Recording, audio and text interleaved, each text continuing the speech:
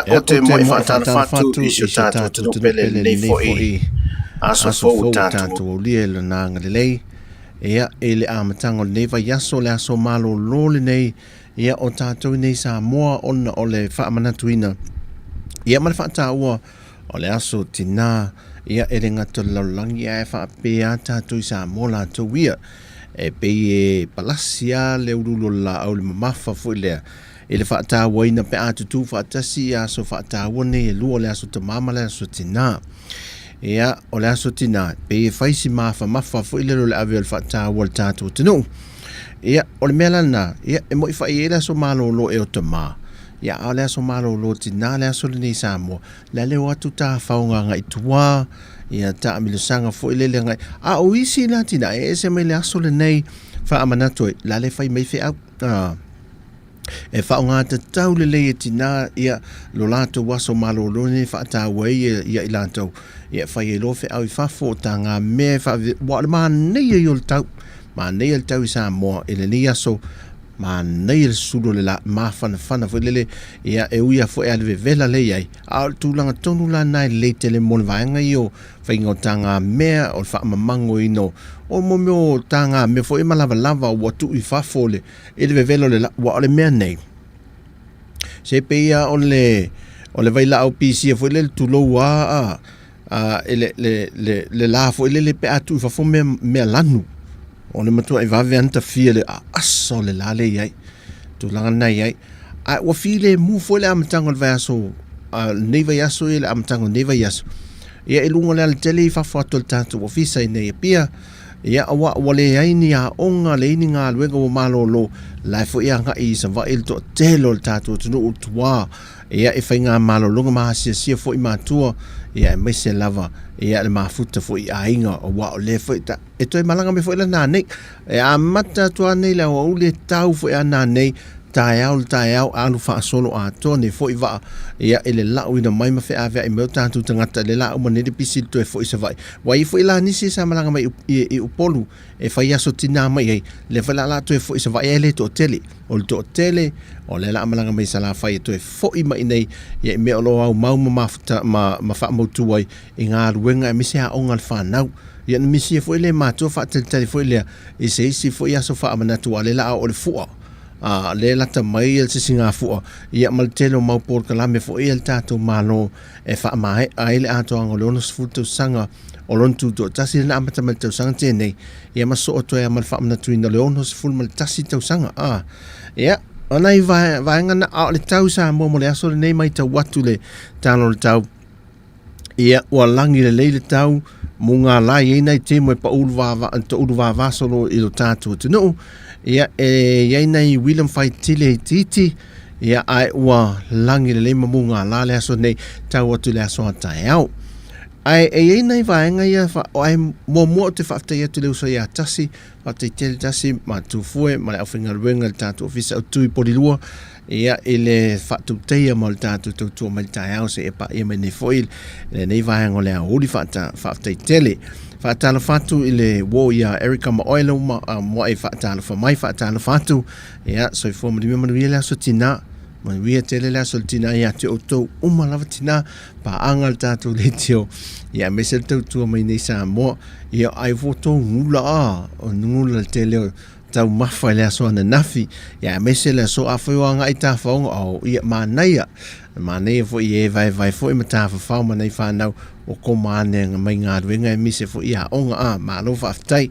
ia ai whaatalo whatu fo whapitoa whaatalo wha mōti nā mātutua ia lo maua mal tātou whaasara launga mal tautua whai pēa si whonga le lau mwere ngā tero no fisa au tū ia e ni usila ia e whapena fo i pē atari mai Samoa ia whaaftai tele la tau te talo whai pēa so uma si tia ia alum whanau ia mise fo i mātou nei o lo ngā lulue vempa anga ia te o tau i lungo pe au mga lunga lo le ea ia so te tasi whaaftai la tau te talo whamnuia pele tu ia te o tau mwhafo ia tu pēa e le soifua lau le mwha popo nisi aso e le soifua ia tātou te mafuta e le whaangaloina ta mamte nā mātua e la tau fo i ua wha aureo li mai fo i mō tulanga fo i o tiute o le e whai ngā ruenga pō. O nisi le na usu atu ne o tau le tau atu ne lea wauli. E whato a mai le sifurma le lua po le tasi po le lua le fiafia na le pō nā nei. Ma anawa mai whaisina malo longa tue usu la wauli. Ia ai wha malo e maua pele malo si e me se fo i le e la tau i o sa une ma anawa ia matu ua ngā ruenga le le yaso. Ia e fo i mai a inga. Ia le tu ua lava ngā ruenga whai pēa mātua. Ia nei te nā nofo a inga mtausi matua. Ia e tono mota malawa whaafte tele le tau fo i au nanga. E yesi ta mai ki lipi tā ua le sa tu whaatasia e le vahenga leo le vaaitau. Ia e momoni mai se wha amana manga fo i lele mo tātou le tau ai e tātou sa moa. E mon me fo i mala malama o tātou tangata e awala e whaatupula i ai me mafuai ni matangi a wha e usi mai e whaafonga ia nāra mai mo whele tātou mala malama fo i lātou ngā ruenga ma whetu na inga ia e mala malama i tātou wa te mire nei tā ua te le vaenga lea i whesuia ingo le tau e tā pena penanga la tātou a whaapele so whaate te inga la a whai mairo le vai tau e wha lima luna e mo le wila ai umia wha tostoso lo loa lato tala fo i pēa emo ia na wha mairo le pēa pe tūra runga ta moe pe tolo la me wha pēna ia a pāwhore whai te tira pe ta ngurunguru to e te ia ua wha anunga tua pe o ta vidi ina wha pēle ia ma nei la wha amtalanga i lātou ia i si ta mai kiripi po le o lātou ta peneina ia ai usi mai le sisila ia lātou fo i malina tu wha atasia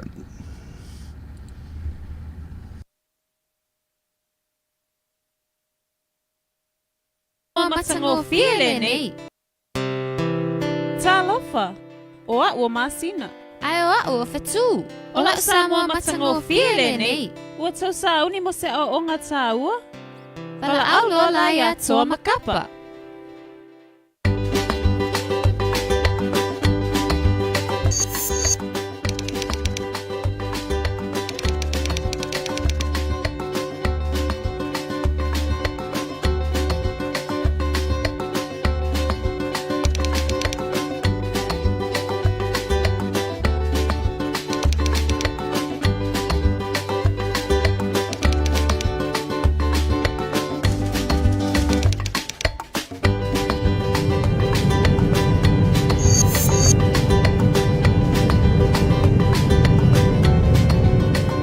Talofa, o a ua toa. Kapapa! Ua tau sauni a o ina malafa natura. Ioi! Tātou ola. Kapapa!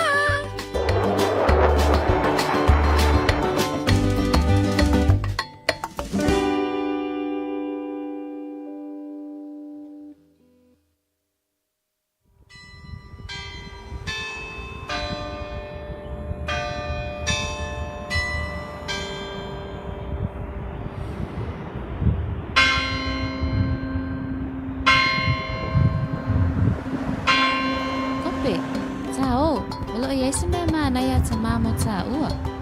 Oi, sao, pole alea mea. Tama? O whele mā me ta alo. Mea ta alo, o le ale mea ta alo. Ta mā, na e whai mai e iei le mea mō mā ua. Oi, mea ta alo. Ia.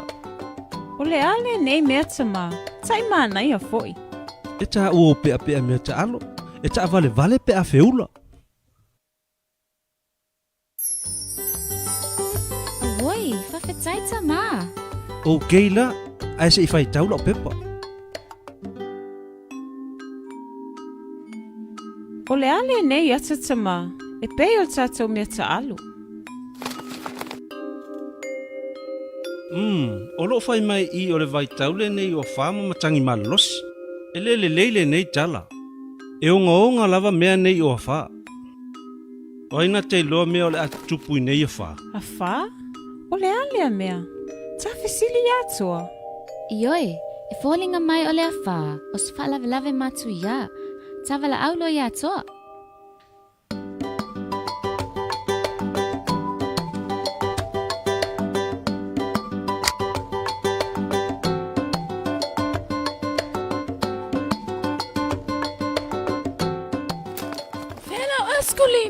askolini.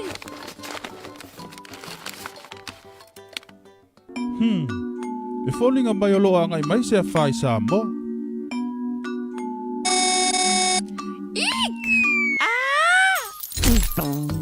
Kapa, pe o lo wala au mea tau o. Sa au ni mwhaola tawa. Lea. Wali sua vaia. Kapa, whaavawe. Oi, ea. Le va wenga ese. Kapapa.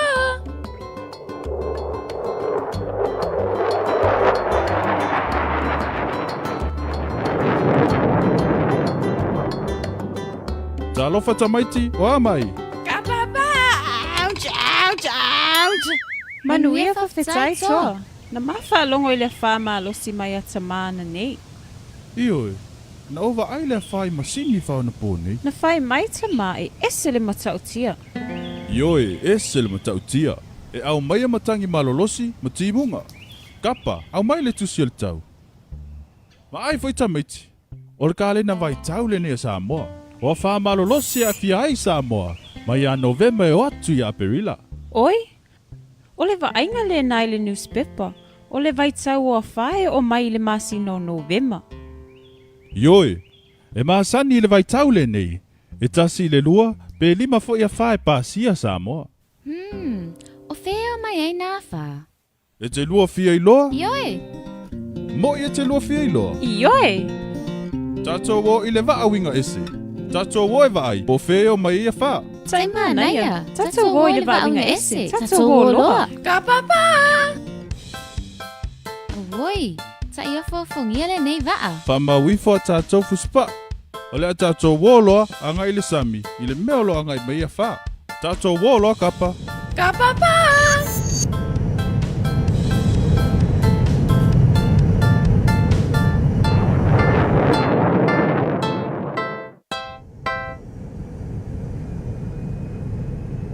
Kapa, whaola mai le masini.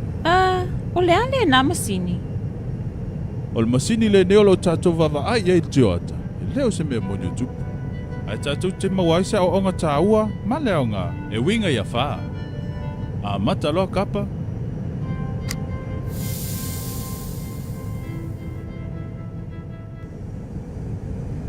Se yo whaasino momo atu le mafua anga wa wha.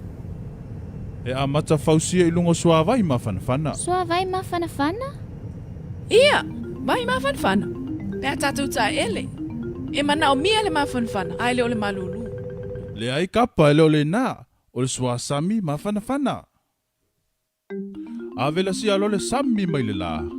O na si tia e leo le ausa ma whanawhana ma le susu. Ma whaatupla i ai le tele o au.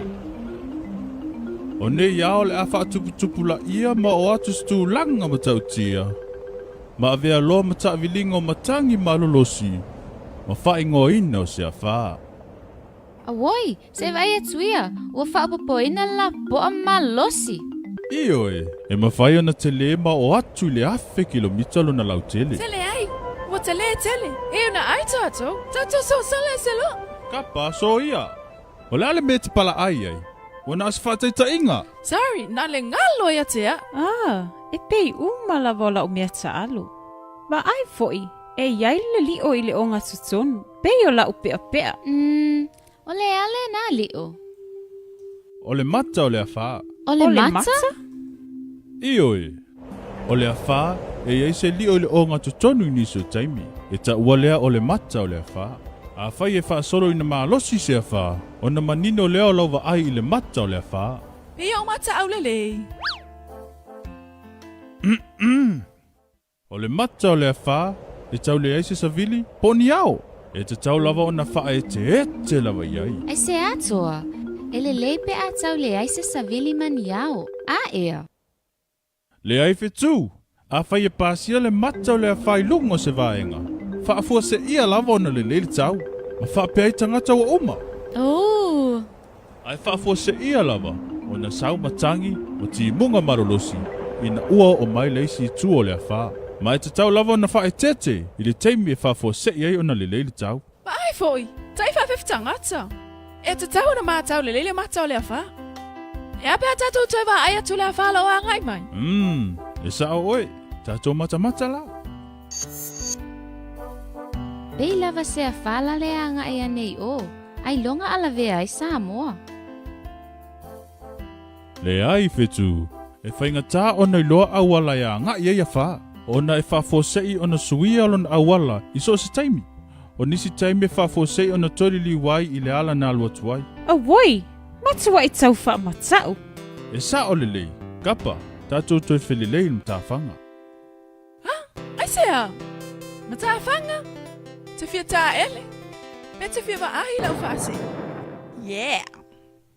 Ali i kapa, o utal mta whanga si li ato na le sanga le mbu i teimi o wha. Ka baba.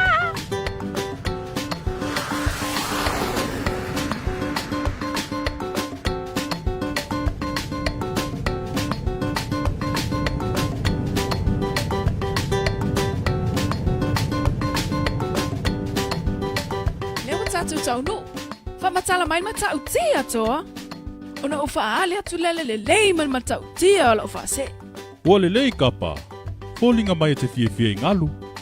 E te iloa matua whaleanga ina nga tai whale i ngalu i te mio wha. Ea, ea toa. Ai sea. Kapa, au mele tusi le tau. I te mio wha, o no whaanga e tū latal mata whanga, e le saunga le mu, ona e te le vaversi i si i le sami. Ai se ai va ve mawalunga ai le sua sami. Ma ai i ta maiti. O a whae au maia matangi malolos, ma ngalu mawalulunga, ma whaleanga ina ngā tai whale. E taha ua o ngalu a wha, ai ao whaatasi ma le sotu tui al tai, o na sili atu lea lona matautia. Oi le ai. Ngalo a fa. Matau tia le mea. Fa se le ai si le pe atu. O, tatou walo ese mai no fuanga tū lata i le sami i taimi o wha. Io e masina. Tata wo ese nei lo. Tata wo no fa mo lu. Woho, whai maalia kapa, aua tina tinati. E saunga le muna whanga molulunga mai ngalua wha, ai masani o na awhia i lo longa wha fose. Oi le ai. O le ale na mea. Tatou woi le waa winga ese, ona o wha matala atu lea i ate o tau.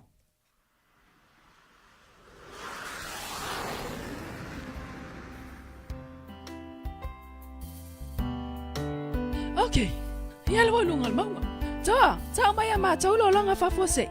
Okay, whaaola le masini. O lea wha, e maasani o na o mai ti munga mafa. O nei ti munga o le atafe malo lo sifo, ma a fia ino fuanga mo la lalo. Awoi, matua te le vavem sao le sao i lalo le vai. Ai ua vave lolo vai ai fo i manofuanga mo la lalu. Ioe, e taha ua o lo longa whafose. Ona e whafose i ona tupu. O le maalosi o lo longa e lia ina ai la au, tawhewhi ai ma ampalapala. Ma whaaleanga ina so se mea ilo na wala. E tau wha matau nei mea o lo longa. Ioe e ese le tau whamata. Ai ai whai leisi vaenga sili atu lon matau tia. O le malolosi o matangi o a wha. Te ioi. Ai mai se a fa e vaenga lima lo na malu sianga. O le ale malo si anga lona lima. E te leilo ino. So se a fa e fa anu mera na malu sianga. E pe ia o le aiskulimi. La ititi, veo lolo, la poa atu. Ma le matua i la poa. Fa atu sala ai se aiskulimi talo la poa. Oka, E moi, e wha anu mera le malo losi o a wha. E peo askulimi. Ha, ioe, e wha numero fo i a wha. Ai leso ma lia peo mawhauwhaunga kapa. E wha ape fea la. E a pēr tātou toi fo i lau whanua, o na wha ali atu leo le whaatulanga ina le maalosi o a wha.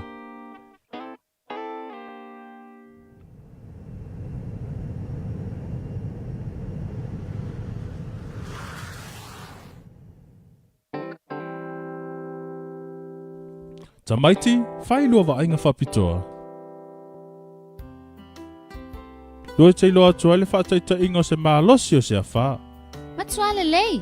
Na asfata i tainga. O te le fie a waia o i se a wha mo. Tamaiti, a whai e te whaalongo ina le whaatulanga na o le maalosi o se a wha i le tio po le TV. E whailo mai ai le malolosi o matangi o lo iai. Olona winga ese le malo si anga wa wha. E sa o e maasina. E lima vaenga o vai na i le malolosi o wha. Tango i ki lau matawa ai tau whapitoa. Ona e lo ai leo ia vaenga. Ki i le vaenga mua. E tā ua o matangi a whāwaenga mua. O le malo si anga le ngā wia i la au. E whaale anga i nai se vaenga o le whale. Ma e whainga tā aio na sa vali anga i luma. A voi, se wa ai ua ngawi la au lai. Ki i le vaenga lua. E tā ua o matangi a whāwaenga lua. E whaale anga i nai whale. Mai ua ina e pa u, pa e le pi mau se mea. Oi, pipi mau. Ia sui le vaenga tolu. E tā ua o matangi a whāwaenga tolu.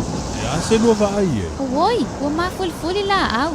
Ua le apa matawalunga o fale. Ua tangia le maltia Pacific. On toi sa vali fafo. Tai tau whaafefe.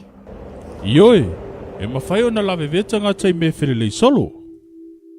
Oi le ai, mea sili ua na o se whaataita inga. A whai e ki i matangi a whāwaenga whā po o le lima. E au pito sili atulo na matautia ma le whaaleanga ina. O le mele na e matautia ai le vaenga lima. Pa tō me tau tia. Whapewhena tō sanga lemu. Ua le lei. Kapa, au mai le tusi o le tau. Se ia o a o saunga lemu. Ia, o fe tau I lava. Au ala mua.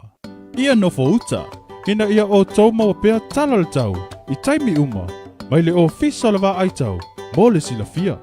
A whai o le a fia sa moi se a wha. O le ato ina mai tala le tau whapitoe le o fisa le va ai tau. Mo lo sila fia I le a wha. A wau sau niuninga. Siaki, tau ono fisauni. Ona, A wala e lua. Pui le leilo fale. Ma ia va ai le lei ni mea no le leil matangi.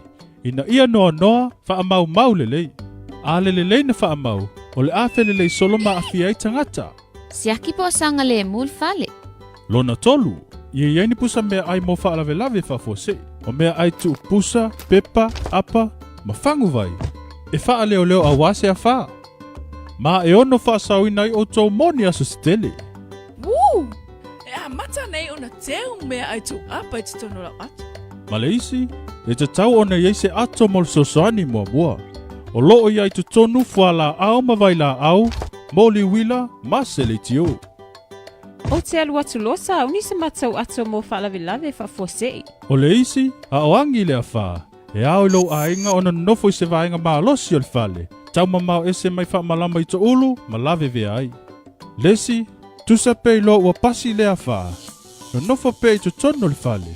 Se ia wha maonia ua saunga le mu. Whawhetai toa, ua mautino la matau saunga le mu. Whawhetai fo I tamaiti. Tawhia o e tau ia tamani mau mea o loaina. Ma au foi. Mana tua o le wha o ngā le leo whautuanga, e lave ina I tātou. O le atu ai, o loa matala I atu le whiau. Wa le leila toa. Tau whakapa. Tau whatoa. Ka papa! Te maa. Oi! Lelei o le te lua I. Lua te iloa ea, o le hea anga I maile a wha I a tātou. Io e tama, ua mai loa. Ua lua iloa? Te maa, wawe tā pena se tātou ato mo whaalawe whafosei. Ma ia saunga le mbu le tātou whale. Ea, o wheana o lua iloa mai ai. O te fia ia o lua, ua lua mātutua maata mamai. Io e tama. E popoto asi au whanau whaapei lawa oe.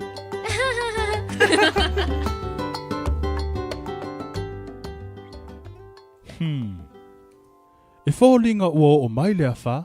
O te lolo saunga le muta maiti. Tā o lo. Talosiana teu ni eskulimi. Ele misi sa o eskulimi se asu. E ke whai mai a oi o le askulimi. E ke le loa o le askulimi e kapa lala me o whai.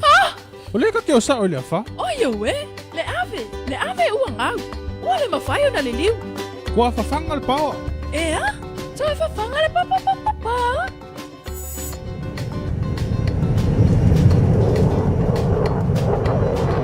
O la ale mea ngai mawhawhau ai kapa. Se mangu ka ke lawe vea. Malielo lo tatu. Whaapela maa o malo se taba au inga ese. Kusa po la ale maa losi ar kawa. E silia koe le maa losi o mea wha natura. Ka papa toa. Ola o mana tua ina.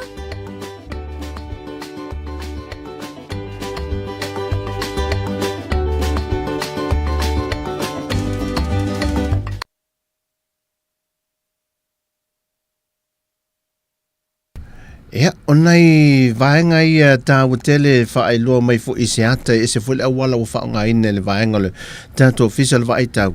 Ia ka papa ma toa a. Ia, ei la le ka papa nei le whai ungol ne vai asu. Na le a ka papa malana atu pa ule le matanga les Farillington ele ito e fo i mai a. Aina o le vaenga lima la le na albo e ka papa le a. Ta lo fai le manatu ia sito ina a na le atu waka papa malana ato pa o te ofo fo ia ngaluenga wo o mania so fai ngaluenga ele to fo i mai ka papa ia ngo wa fa o le men wa fa le men sa ia o le to fo i mai ya si ta tu to fo in se musika le se isu po fe o i ka papa a ya nai musika le woli mo tato.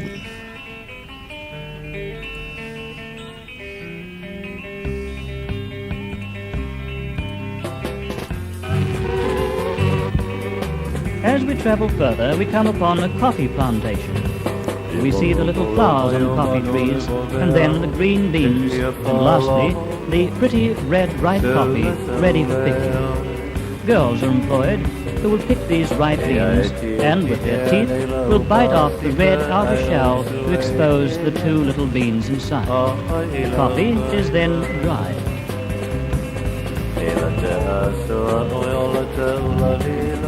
Lama masua tu pela ole ala pai le mana le ala o la sui pua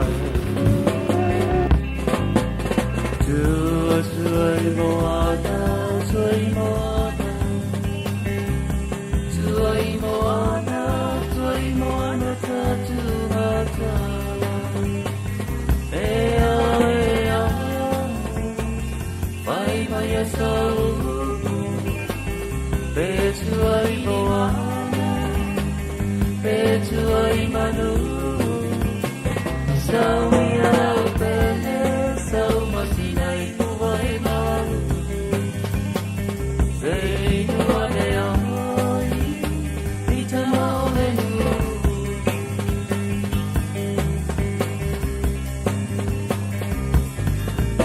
Bolo bolo payo manole babeao. Happy for so leo ya eti ele la upasita ayo suai era ai ila paima ela te aso o la te la hilo la mama su tu pela utale ole ala fai le mana me ela o pasu ipua Suai moana, suai moana, suai moana, suai moana tatu mata. Ea, ea, mai mai sau. Suai moana, suai manu, sau ia lau tele, sau masinai.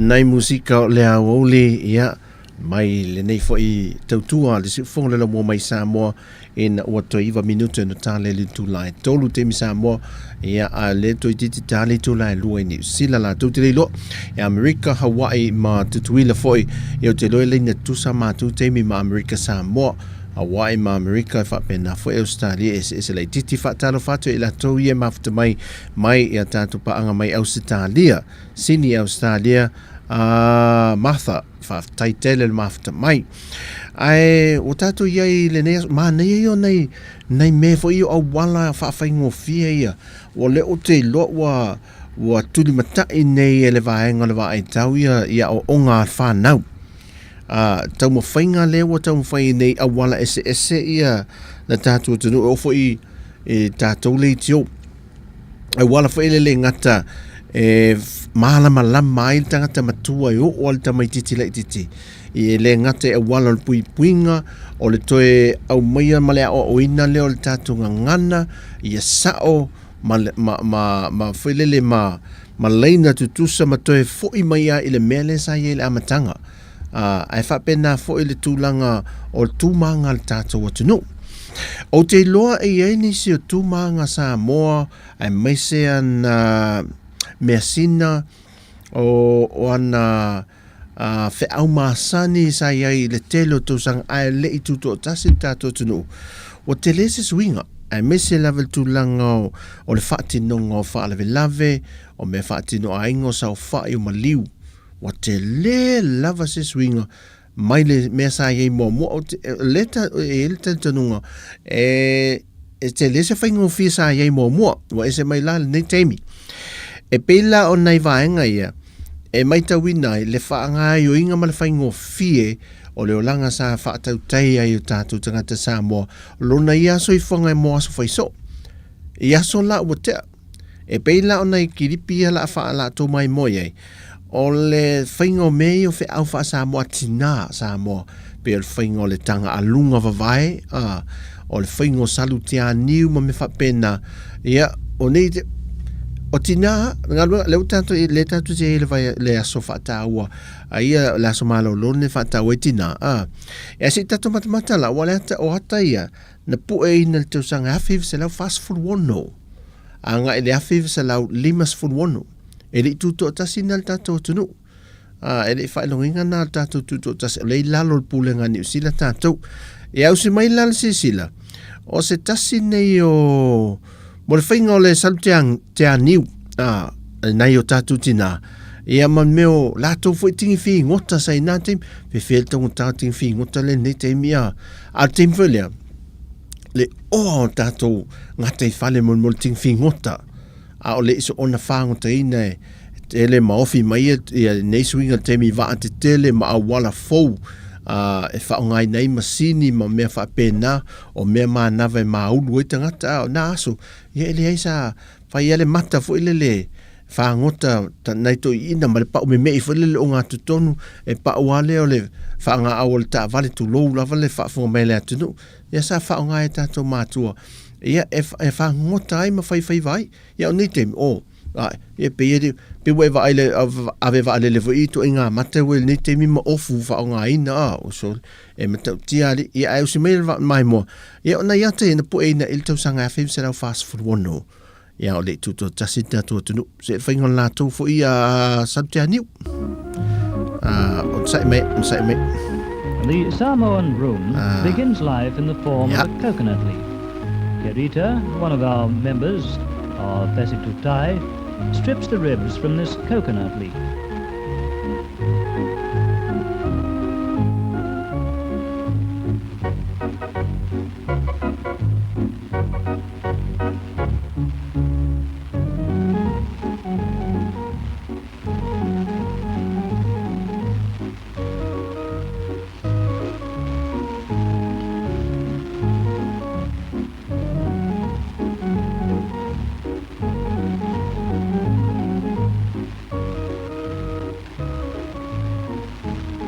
The last vestige of leaf is then cleaned from the rib with a sharp knife.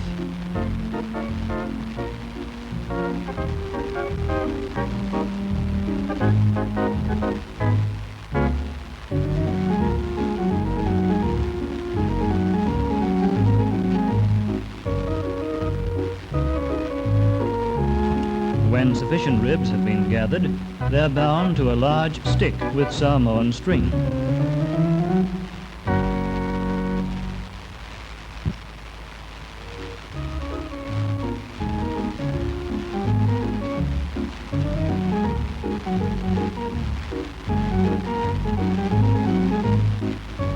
When this is complete, the ends of the ribs are trimmed with a large bush knife, and then the broom is ready for use.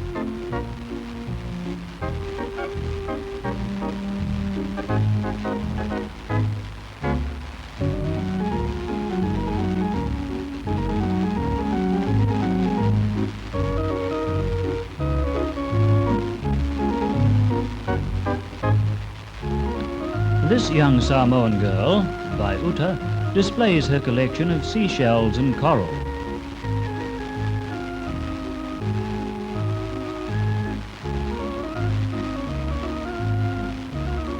She is proud of the variety that she's been able to collect.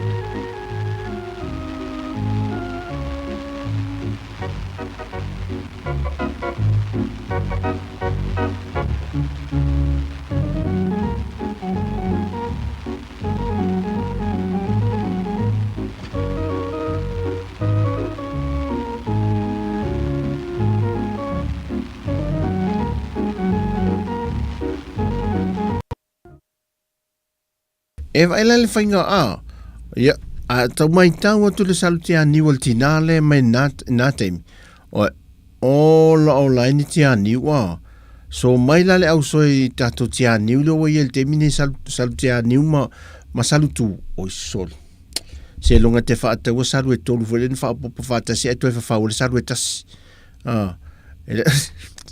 Ele tūlanga vele wa ese. E a wafo e nā teimi o le telo le tonga niu o tātou wa. E nei tal fata ia pia sa le eisa sa tau le ai le telo le fale ia a lero ia swinga le temi nei tato tunu ia wa fale lo ni tau langa a tu foi la il tau langa mai ti longa ilunga le maunga foi lo vai wa ota sa ia sa mai tau tu ia tu ai le afi se la limas fulu e uma lo tau langa pia le po e melunga le wati e vai mai i tu foi le sa le maunga vai i lo vai e te vai tu le ai mani fale le anga ilunga o le anal te minei, ia, le wa amata ana ia, na putu ane awhale lalo au vai maunga fui le, ia, ale e ono ia i altu langa le rumana, i whale le pole ale, le whingalo e anga i rumana, ia a nga e toa i lunga lea, le fausi e ino whale maamana i e loe tangata le tau, wa e pei o atu nu i whafu, wa whale atua lalo se maunga fui le tau i lunga, tau le ini la au, ia e le leila tato o le maua la au te minei, a e ono altu langa na, e le whatupula ia o le whaitaua whai ma no fo ia no whanga.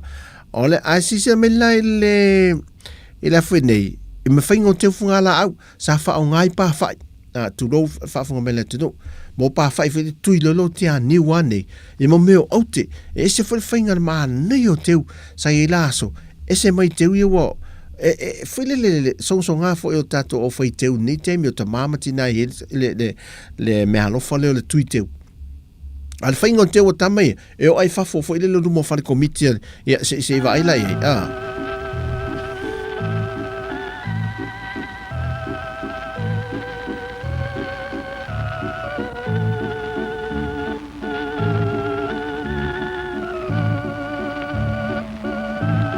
Many of the houses of the chiefs and orators have these floral decorations in front, which are done afresh each morning. Flowers of the hibiscus are threaded on the ribs of coconut leaves and then arranged on the trunk of a banana bush.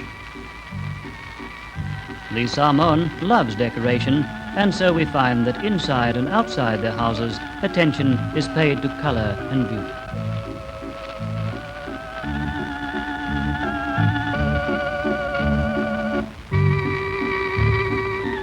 The poinsettia tree, with its vivid red colour, is much in evidence in the villages as we pass through.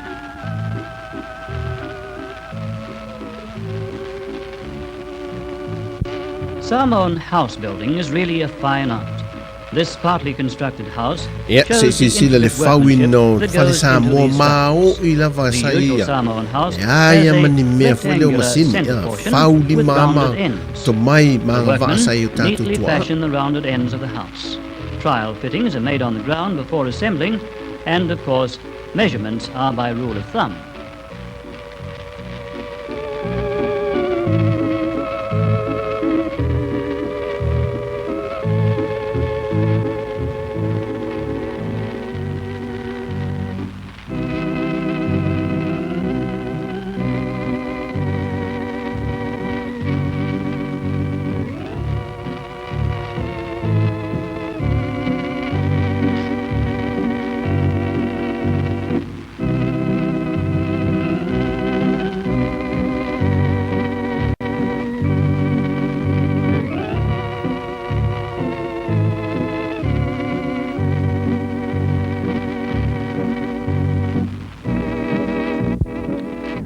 work of the women to make the thatch for the roof. The dry leaves of the sugar cane are gathered, while the children wait eagerly for the juicy cane, which develops strong, healthy teeth.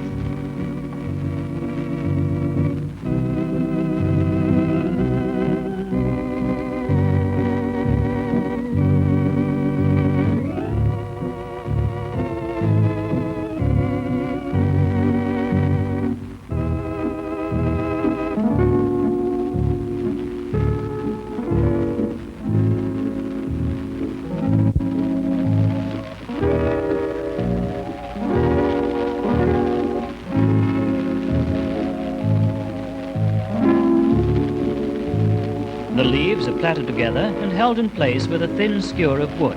The completed thatches are about 3 feet long.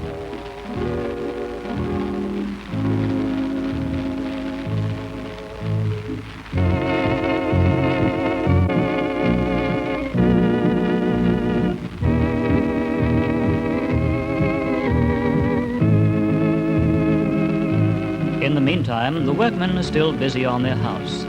Some plait the afa or Samoan string, which is used to bind the whole structure together and to fasten the thatch to the roofing timbers.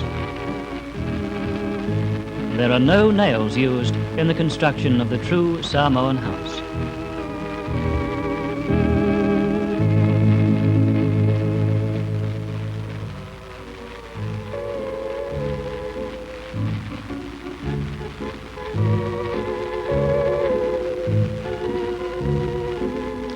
With one man on the roof and others passing up the thatch, the roof is gradually completed.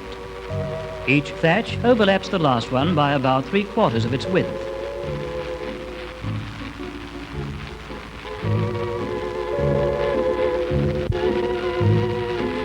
Others tie the thatch securely from the inside of the building.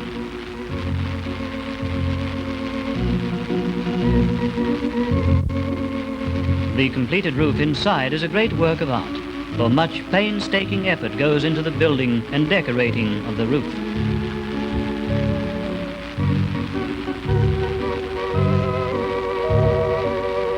The house is generally built on a platform of stones because of the heavy rainfall. When completed, it is an ideal home for life in the tropics.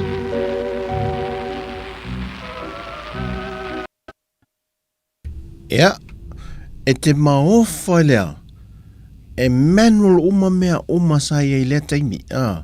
Ia, a mai tautula, ia, o le mātou, ina wola mai o ia ma o vai, o le lau o le niu o le tuma, sa wha o ngā, ia ma le lau niu, e whaleo o fo i e momo tamai whaleo o sa moa. Ia, oso i whale te telewha pelo, te wha ato le lau o le tolo sa ato i whale. Ia waila e lea teimi te lea, ale au le leo lea, o le whaingo whale ma le mano losi o tātou tangata. Ia e ato e tina, fe e so le whainga tina, le fe e mai lunga le whale ato lea. Whale sa moa, ia, ta fe e ato e pe atu se tina, nei te me ato le whale, ia, ia, e te lea se tau ngā o le tumol pima le pisa le whale mai a tātou, ia pe ato ia e se tina e whaila lea vaenga, ia, o le si vaenga e mai te wina fo e le o sui o le anga nu o le teimi nei, e la ua mai tau, titilo, ai lai mo meo le paluina o le ava ma le awala sa tu i e le ava sa moa, me sa tu i e le ava tātou tunu, ia se iusi mai ala le mai mo ma le sisila. The Samoan is known for his traditional hospitality, and his welcome to this island home is said with kava. The kava root is pounded to powder on a stone, shaped especially for this purpose.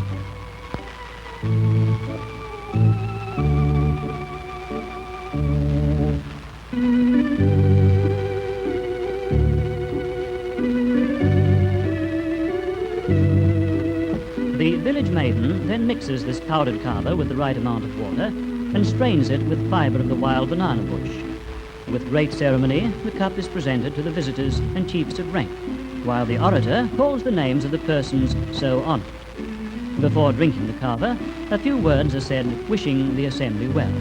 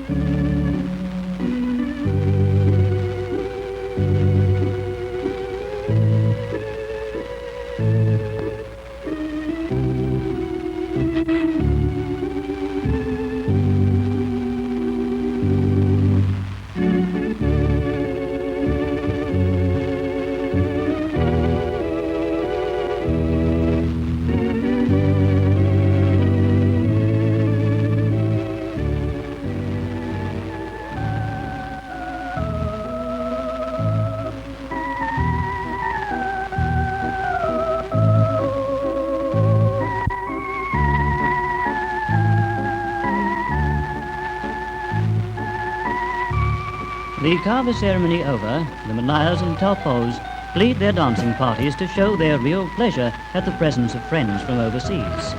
The headdresses of the Talpos are made of human hair and woven into their own.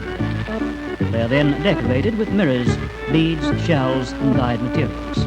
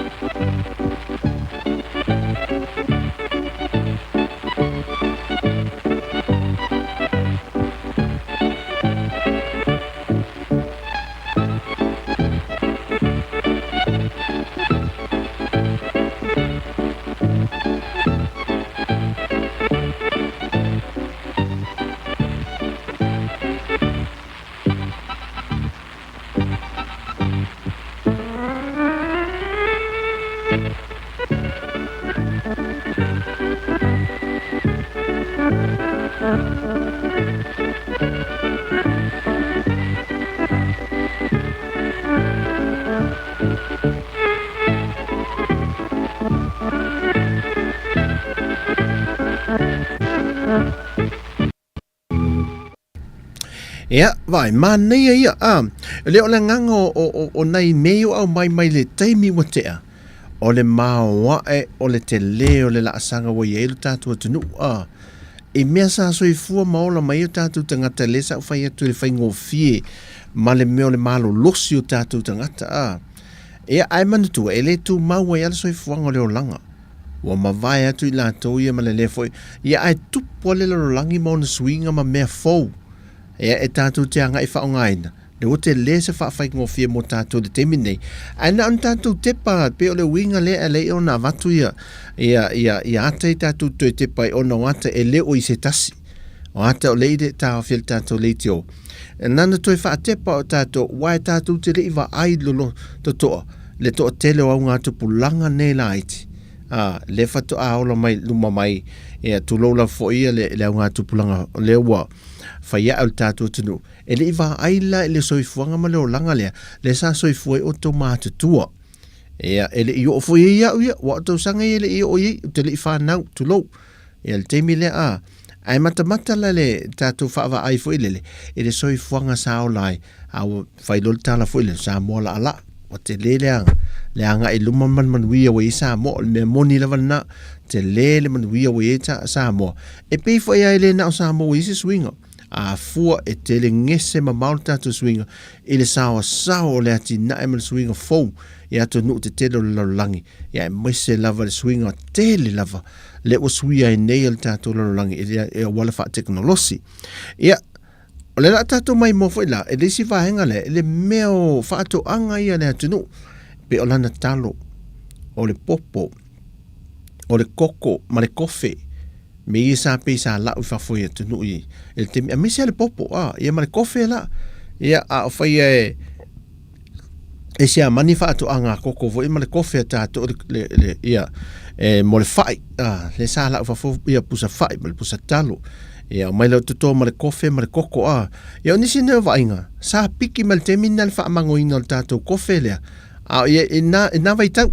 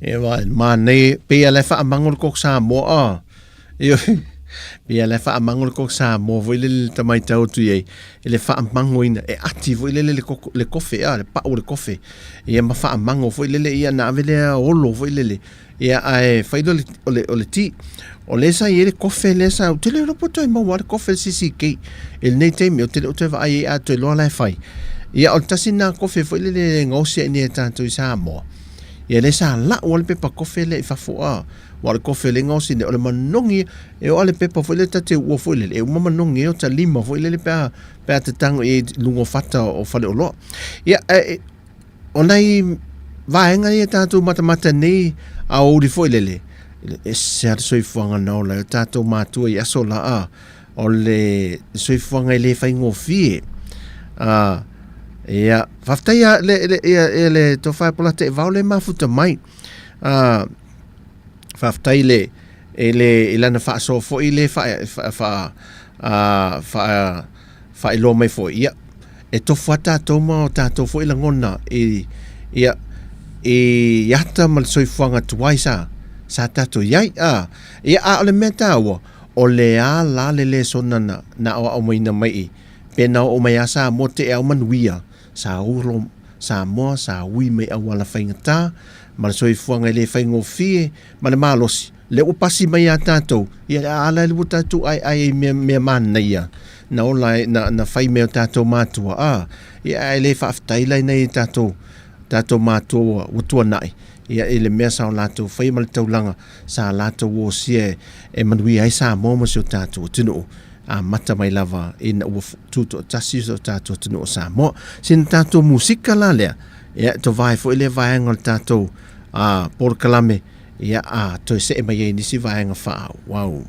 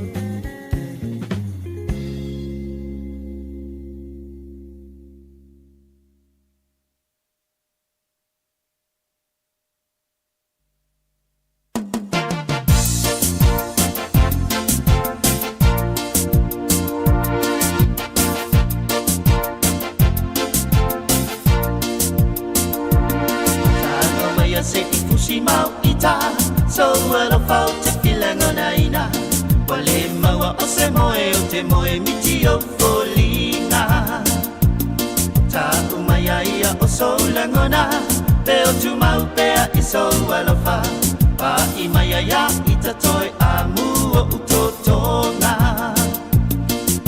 wali wanei lo fa amoe moe fa apea o kuma fa fa aunga maunga se ie mafuli maya se ie tanumi ayo ita se me ina fainga tau wali wale vai o sina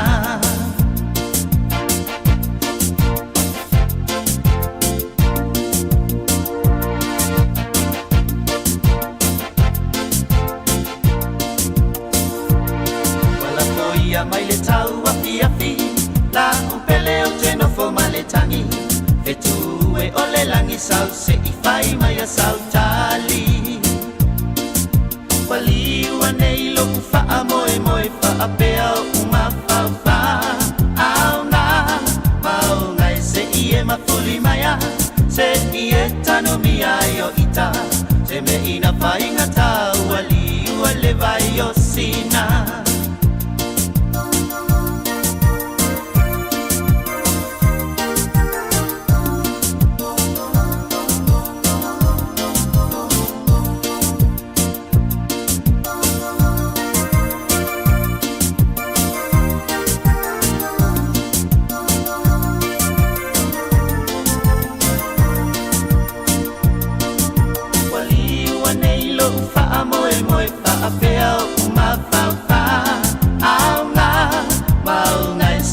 mafuli maya se ie tano mi ayo ita se me ina fainga tau wali wale vai o sina aya fai ua sulu lau foe ili ufo ilo fa amoe moe se ua ngau siele potu to sailo ulo toe wali wane ilo fa amoe moe fa apea uma fa fa au na ngai se ie mafuli maya se ie tano mi ayo ita se me ina fainga tau wali wale vai o sina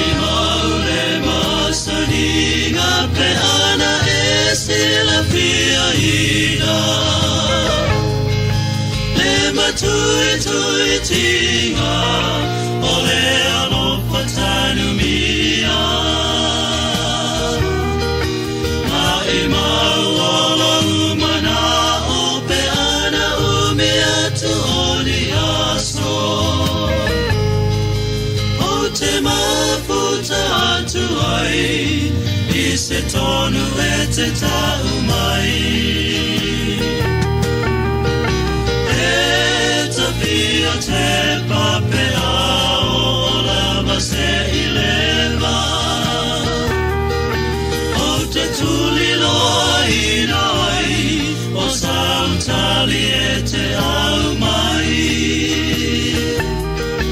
ta te maona fua lava I laula ufafonga ata ata alo teine whaalata.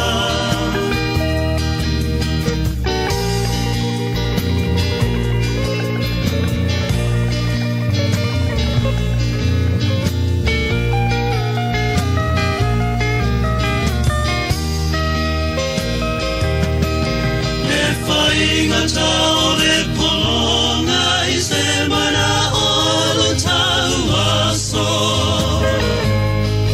Ne I etalia o se isi e ulo fale atu I le fili. O le tupu o tonu lena ia e na tia ina. Ia na Ita la te whaatauluina. Mapati a pea ia umiti tau whaamalea. Petua ilia o nei mau whasana. Pesili le whaamaoni topi no nganga yona pone e mua mua le talalele.